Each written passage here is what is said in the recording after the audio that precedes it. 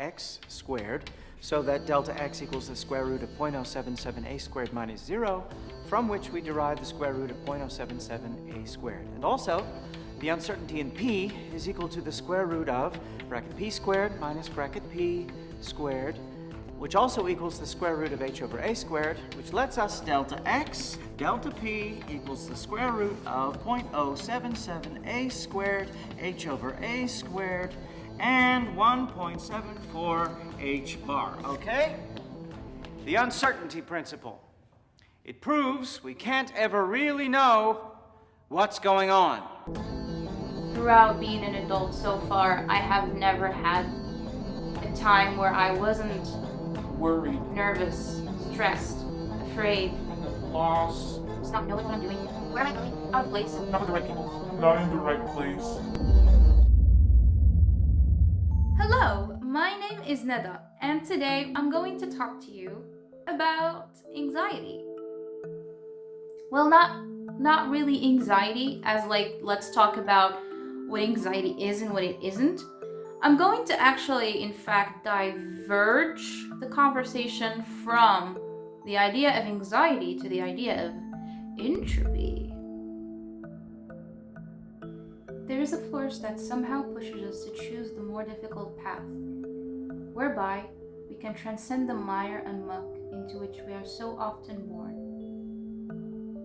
So entropy is like something that comes from thermodynamics. It's not just thermodynamics, honestly. It's a measurement that is being used for many fields.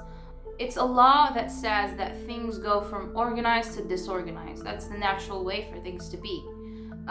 Energy spreads. It doesn't re-centralize unless there's an external energy source that forces it to go inside. Self-organizing systems engage in continual dialogue with the environment and must adapt themselves to changing circumstances to keep internal entropy at a manageable level. And the more there's chaos and uncertainty around you, the more it's going to push entropy in your psyche a lot more. And that is kind of like really like logical. Like the more there's chaos in your world, like things are just messy around you. There's a lot of crazy news happening around, and that affects your psyche. That puts you into a challenging position where you need a lot of strength to push yourself to do things.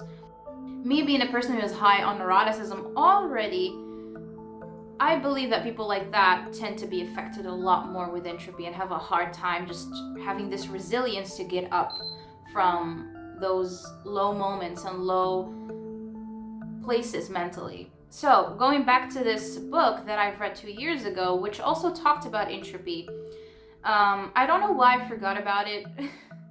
I don't think it really got to me, when I read that book. So it was talking about entropy and describing it as as a psychological phenomena, describing it as the fact that within you there are two people, like two states, a state of death and a state of life. We human beings are all equal. Within each and every one of us, there are two selves, one sick and one healthy. The life urge and the death urge, if you will. Each of us represents the whole human race.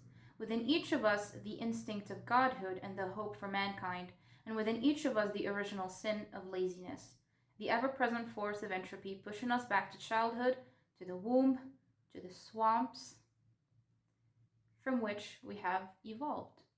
So this self that we want to become, this godhood self, it's not like becoming God, but just becoming the ideal that you have.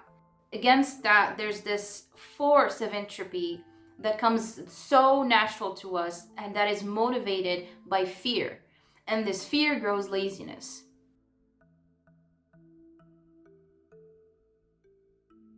Because you know that in order to go from this status quo to this status quo, you need to do a lot of work. There's so much work for that. And that work includes a lot of risk-taking. Change. And we don't like it. Much of our fear is a fear of change in the status quo. A fear that we might lose what we have if we venture forth from where we are now. People find new information distinctively threatening because if they incorporate it, they will have to do a good deal of work to revise their maps of reality, and they instinctively seek to avoid that work. Consequently, more often than not, they will fight against the new information rather than for its assimilation. Their resistance is motivated by fear, yeah, but the basis of their fear is laziness. But even though you can't figure anything out, you will be responsible for it on the midterm. And I feel like this part of doubting and thinking that maybe what I want to do isn't worth it. It's a lost cause. It's stupid. I'm not really capable of doing this and that and whatever. Just making excuses, basically. You have to realize at some point that, hey, you're just tiptoeing around the fact that you are scared of doing the work. You are basically lazy. I feel like it's a bit of a punch to kind of take that in. Like, you're lazy. It kind of really hits hard, but part of that is true. Part of that is kind of true. So the solution that it offers, this book, is pretty simple, but at the same time pretty hard, which is basically loving yourself. I know, like, really? That's it? I have to love myself? But he defines love in a very special way. It is the force that pushes us as individuals and as a whole species to grow against the natural resistance of our own lethargy. It is love, as the will to extend oneself for the purpose of nurturing one's own or another's spiritual growth. You have to be willing to do things for yourself. It's kind of simple, right? But still, I'm like, I've seen a lot of people talk about self-love, but in a pseudo narcissistic way, which I don't really like, I don't appreciate, and I don't think it's helpful. It sort of gives you a persona thing rather than actually fix a fundamental problem you have, or give you better coping mechanisms. Rather than just perceiving yourself as this thing that you are discovering or exploring, you are someone that you create. You create yourself. And to carve who you want to be, you need to sacrifice the you are in the moment. And so you have to feel like it is worth it. There's a risk to it, because that means you're gonna have to make new relations with people. You're gonna have to build yourself a new worldview, new perspective. You might have to let go of your beliefs. And this is what self-care entails in its core, is a lot of change, a lot of discarding the old and getting in a new. And that is very painful psychologically. When we grow, it is because we are working at it. And we are working at it because we love ourselves. It is through love that we elevate ourselves. And it is through love for others that we assist others to elevate themselves. Love, the extension of the self, is the very act of evolution. Yeah, it's kind of really simple to think I have to honor my passions and just go for it. Just do it. Just do things. Just go for it. Do it. Yay! Great! I'll just go ahead and do things that I want to do. But I feel like you shouldn't deny the realities that there are some components of you that are giving you this internal war. And it's basically this self in you that wants you to be better, that wants you to grow, that wants you to create things, that wants you to reach your goals.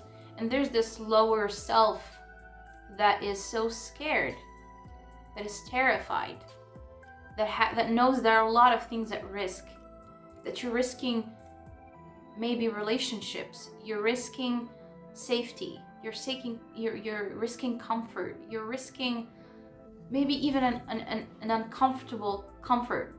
And I feel like it's good to just sort of have compassion for that and not feel too harsh on you So instead of being so angry at yourself, so frustrated, which is something that I struggle with a lot because I feel like, Man, I hate this self. I hate it. I hate being this person. I just hate it. I'm sick of it. but it's not good to have this anger towards yourself. It's good to have compassion and understanding that this is something that is happening and you just have to embrace it and go with it. As you go along, trying every day to do the things that you want to do or just have a hunch about. Because I personally don't know what I'm doing. I don't know anything. I don't know and I just have to accept it. And I feel like 2020 has been hard for a lot of people when it comes to just sitting with yourself, just being with you. Like, Jesus, it's annoying. You just have to come to terms and accepting this is what I am and I have to work with what I have. And if I'm going to have a day where it's so freaking hard to push forward because of this panic feeling that, oh my gosh, what am I doing? You just have to accept that this is going to be a reaction that is coming from your body and from your making. And you just have to say, okay, I guess this is what you're going to be today. But keep moving forward as you go, even if it's crawling, even if it's just one step. And this is really something that is, I have to say to myself, hey, you're going to crawl today? Fine.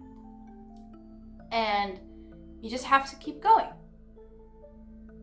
You don't know if you're doing the right thing, but it's fine. Because no one knows anything. You're just trying. We're all trying. And it's fine. It's fine. In my personal struggle for maturity, I am gradually becoming more aware of new insights, which tend, as if of themselves, to want to slip away from me, or I glimpse new constructive avenues of thought on which my steps, seemingly of their own accord, start to drag. I suspect that most of the time these valuable thoughts do slip away unnoticed, and that I wander from these valuable avenues without knowing what I'm doing. But when I do become conscious of the fact that I'm dragging my feet, I am compelled to exert the will to quicken my pace in the very direction I am avoiding. The fight against entropy never ends.